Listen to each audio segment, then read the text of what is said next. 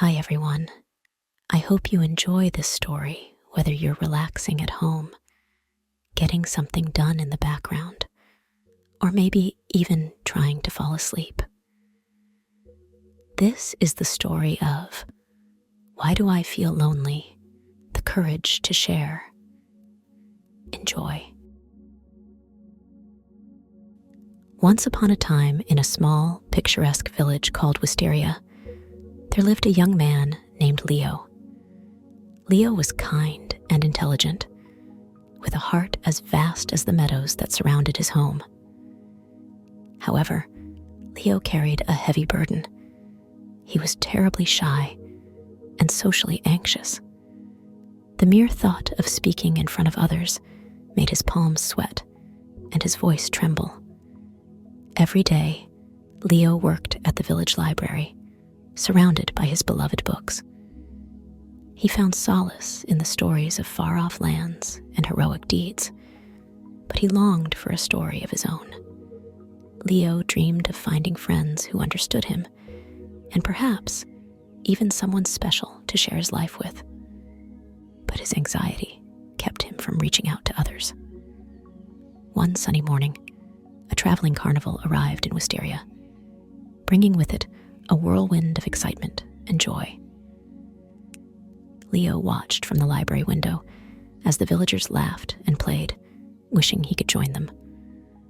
Just as he was about to turn away, he noticed a colorful flyer pinned to the library's notice board. It announced a storytelling contest to be held that very evening. Leo's heart skipped a beat.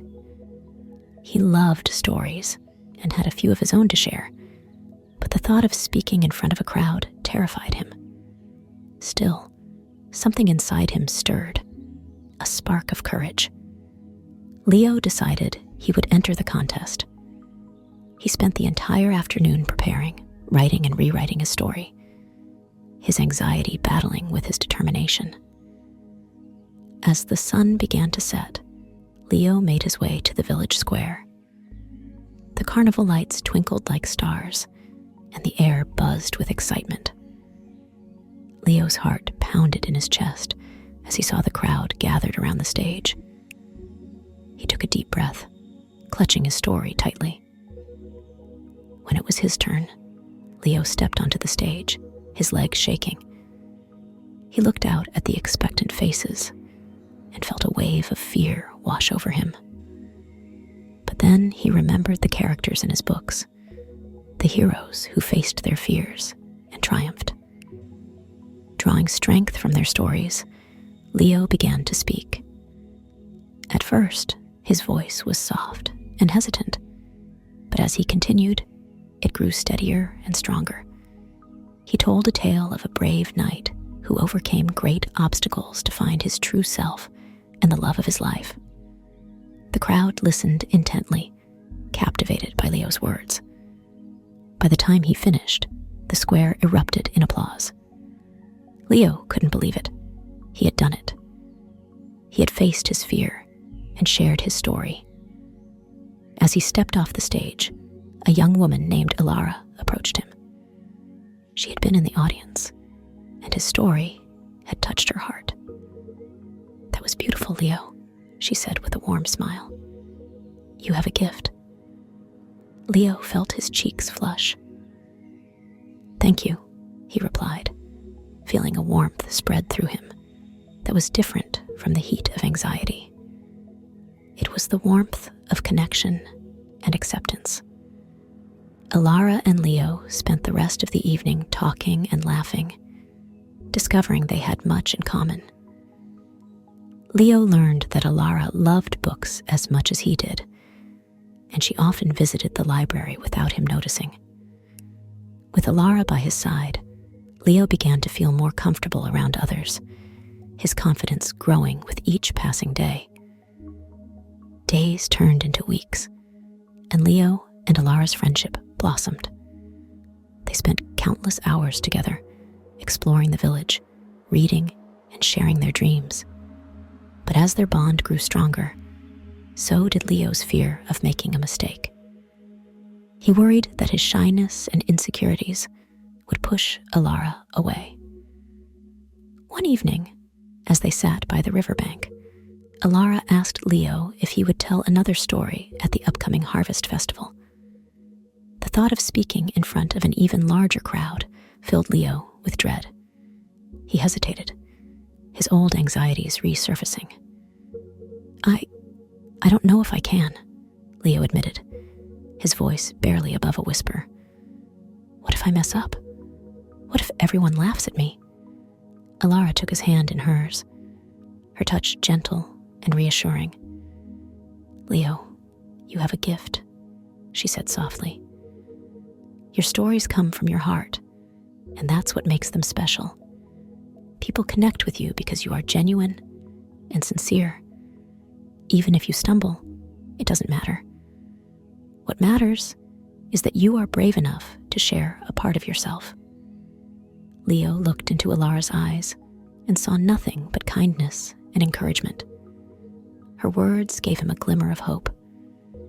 Perhaps his vulnerability wasn't a weakness after all.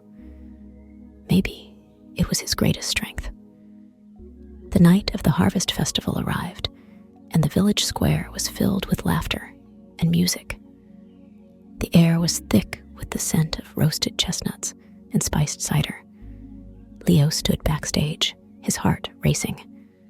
Elara squeezed his hand and whispered, "You can do this. Just be yourself." When Leo stepped onto the stage, he felt the familiar rush of fear, but this time he embraced it. He took a deep breath and began to tell his story.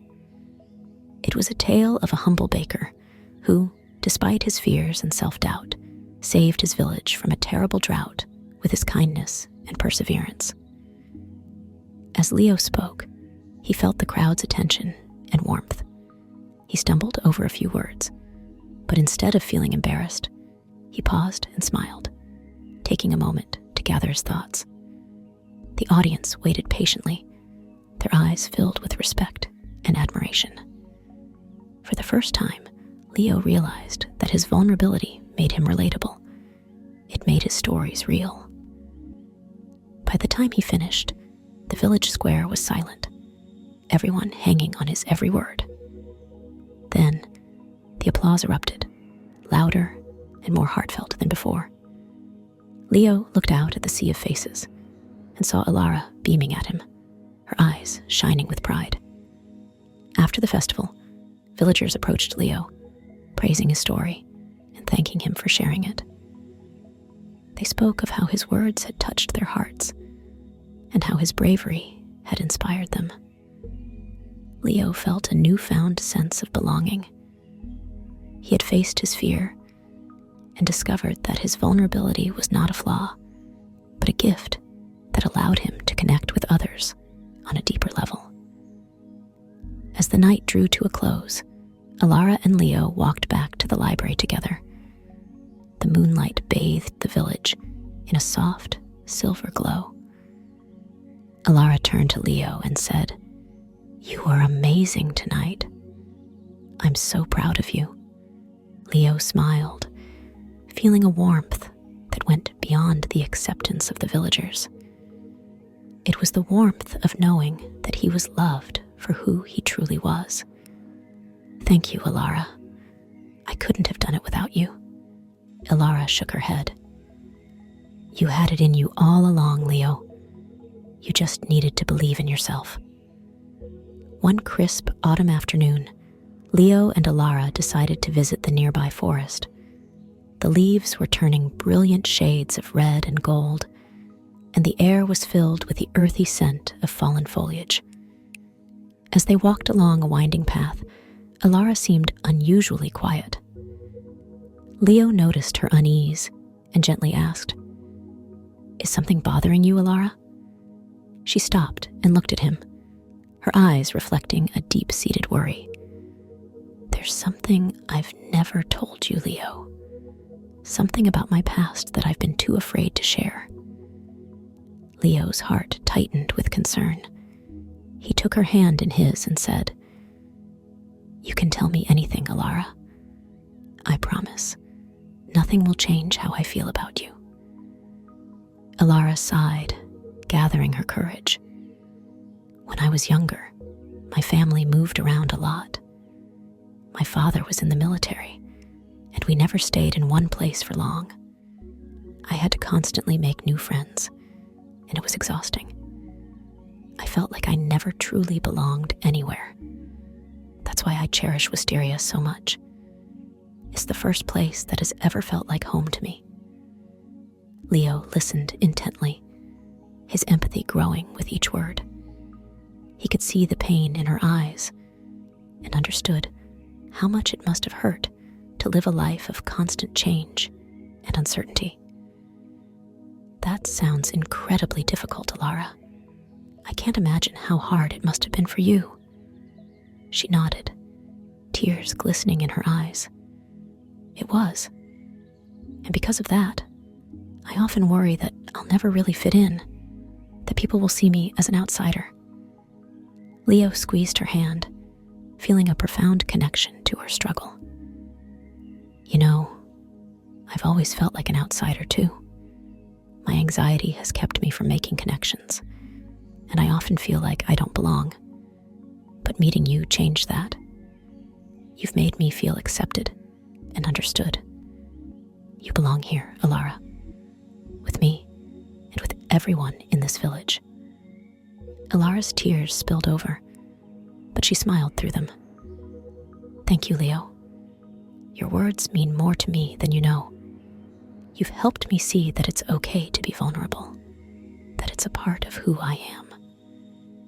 Leo pulled her into a comforting embrace, realizing that their shared insecurities had brought them even closer. They had both learned that it was their vulnerabilities that made them relatable and human. Winter descended upon Wisteria, blanketing the village in a layer of soft snow. The villagers prepared for the annual winter festival, a time of celebration and community. Leo and Elara, now both 20, volunteered to help organize the event, excited to contribute to the festivities. One chilly evening, as they worked together stringing lights around the village square, Leo noticed Elara shivering. He wrapped his scarf around her shoulders and asked, "Are you cold, Elara?" She smiled gratefully and nodded. "A little. Thank you, Leo." As they continued working, a group of children approached them, asking for help with their winter play. The children had written a short script, but were nervous about performing in front of the village. Seeing their apprehension reminded Leo of his own fears, and he decided to help. "Why don't we rehearse together?" Leo suggested. "Elara and I can help you practice, and you'll feel more confident." The children agreed, and over the next few days, Leo and Elara spent their evenings rehearsing with them. Leo shared his storytelling techniques, while Elara helped them with their stage presence. Watching the children overcome their nerves and grow more confident filled Leo with a sense of purpose. During one rehearsal, Leo made a mistake while demonstrating a scene, tripping over a prop and landing flat on his back. The children burst into laughter, and Leo's face turned beet red. He quickly got up, feeling embarrassed and awkward. Elara stepped in, her voice calm and reassuring. "It's okay, Leo. Mistakes happen. What's important is how we handle them." She turned to the children and added, "See, even adults make mistakes. It's part of learning and growing." Leo took a deep breath, nodding in agreement. "Elara's right. We all make mistakes, and that's okay. What matters is that we keep trying and don't let our fears hold us back." The children looked at Leo with newfound respect, realizing that even someone they admired could make mistakes. They continued rehearsing, their confidence bolstered by Leo's honesty. On the night of the winter festival, the village square was alive with twinkling lights and joyous music. The children performed their play flawlessly, and the crowd erupted in applause. Leo and Elara watched from the sidelines, proud of their young friends. As the festival continued, Elara turned to Leo and said, "Helping those children reminded me of something important. We don't have to be perfect. We just have to be ourselves." Leo smiled, feeling the truth of her words. "You're right, Elara. And I've realized that our mistakes and vulnerabilities make us who we are. They connect us to others in ways we never imagined." Elara nodded, her eyes shining with affection. "I'm grateful for everything we've been through, Leo. It's brought us closer and helped us grow." Leo took her hand, feeling a deep sense of contentment. "Me too, Elara. You've taught me so much about acceptance and love. I feel like I can face anything with you by my side." As spring approached, a new challenge arose in Wisteria. The village was hit by a severe storm, causing damage to many homes and buildings, including the library. The villagers rallied together to repair the damage, but the library was in desperate need of more extensive repairs. Leo felt a deep sense of responsibility for the library, as it was not only his workplace, but also a sanctuary for him and many others. He decided to organize a fundraiser to gather the necessary funds for the repairs. Elara stood by his side, offering her unwavering support. The fundraiser included various events, such as bake sales, craft fairs, and a grand auction. Leo and Elara worked tirelessly, coordinating every detail. Despite their efforts, Leo couldn't shake the fear that the fundraiser might fail, leaving the library in disrepair. On the day of the grand auction, Leo's anxiety reached its peak. He worried that not enough people would attend, that the items wouldn't sell, and that the library would remain damaged. Sensing his distress, Elara pulled him aside and said, "Leo, we've done everything we can. Trust that the village will come together to support us. Believe in yourself and in the community." Leo took a deep breath, nodding. "You're right, Elara. We've worked hard, and we have to trust that it will be enough." As the auction began, villagers filled the square, eager to contribute. The items up for auction, donated by the community, ranged from handcrafted furniture to homemade quilts. Leo watched in awe as people bid generously, their support overwhelming. In the midst of the auction, an elderly woman approached Leo. She handed him a small, intricately carved wooden box and said, "This was my late husband's. He loved the library, and I know he would want to help. Please add it to the auction." Tears welled up in Leo's eyes as he accepted the box. "Thank you. This means so much." The auction continued, and the wooden box turned out to be the most sought-after item, fetching a high price. By the end of the evening, the fundraiser had surpassed their goal, ensuring the library's restoration. Leo stood before the crowd, his heart overflowing with gratitude. "Thank you, everyone. Your generosity has saved our beloved library. This place is more than just a building. It's a home for stories and a haven for all of us."